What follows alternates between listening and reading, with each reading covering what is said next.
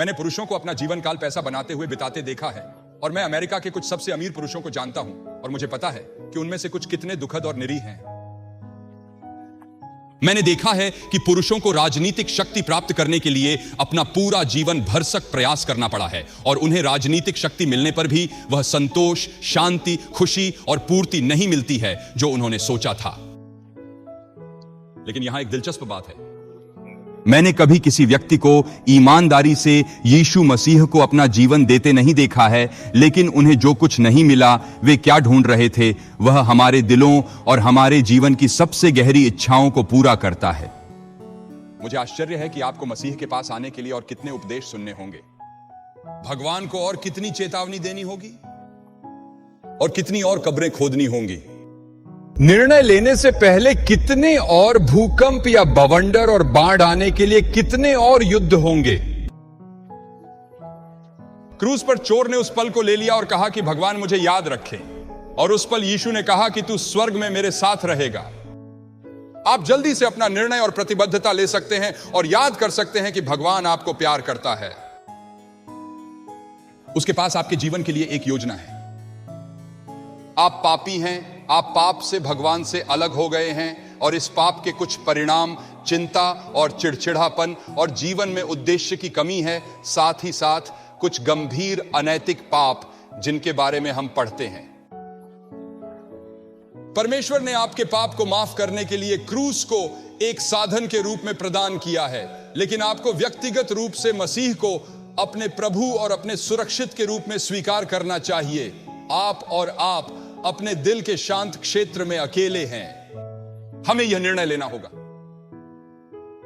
शास्त्र में कहीं भी यह नहीं सिखाता है कि आपको खुशी की खोज करनी चाहिए और आगे बढ़ाना चाहिए।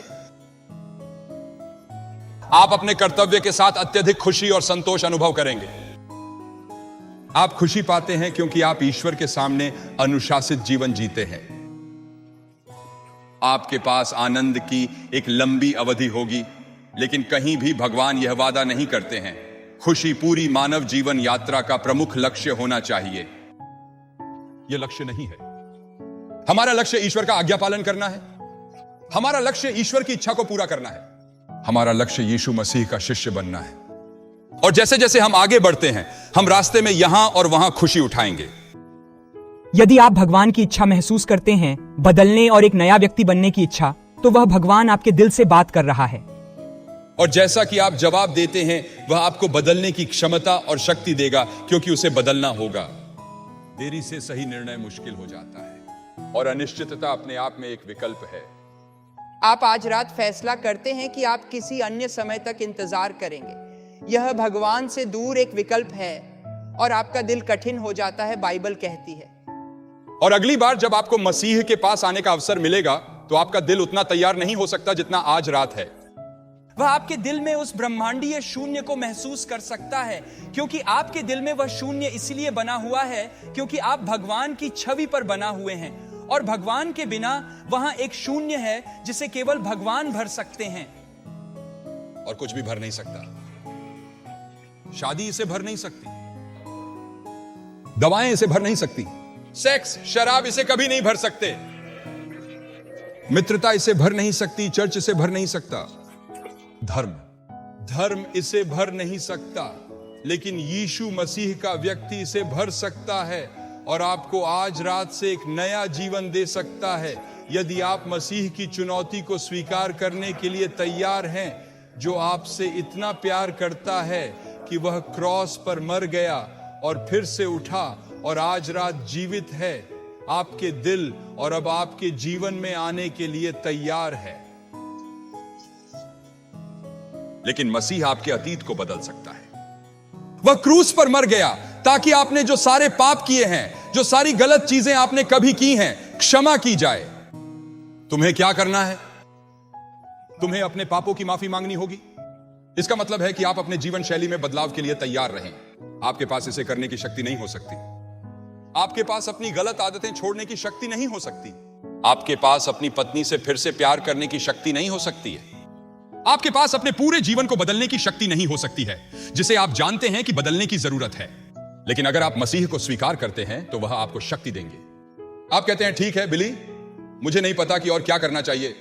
मुझे बपतिस्मा दिया गया है, मैं चर्च में शामिल हुआ और इसी तरह, लेकिन मेरे जीवन में वाकई शांति, खुशी और शक्ति नहीं है। आप यह सब कैसे प्राप्त करते हैं? यीशु मसीह ने कहा कि मैं रास्ता हूं, मसीह के पास आओ। वह तुम्हें एक नई शक्ति, ज्यादा आनंद, ज्यादा शांति और जीवन का उद्देश्य देगा। जो जीवित हैं, हर किसी को एक ही चुनाव करना होगा। ये या तो दुनिया है और ये सुख है और ये देवता है, या ये मसीह है। ये आपके लिए कौन सा है? आप किसे चुन रहे हैं? आप पाप के सुखों की बजाय परमेश्वर के लोगों के साथ दुख का सामना करने के लिए किसका चयन कर रहे हैं? ओह हां, पाप में थोड़ी देर के लिए खुशी होती है, लेकिन यह जल्द ही खत्म हो जाती है। हैंगओवर आता है और आप इसके बारे में कुछ नहीं कर सकते। वहां होगा।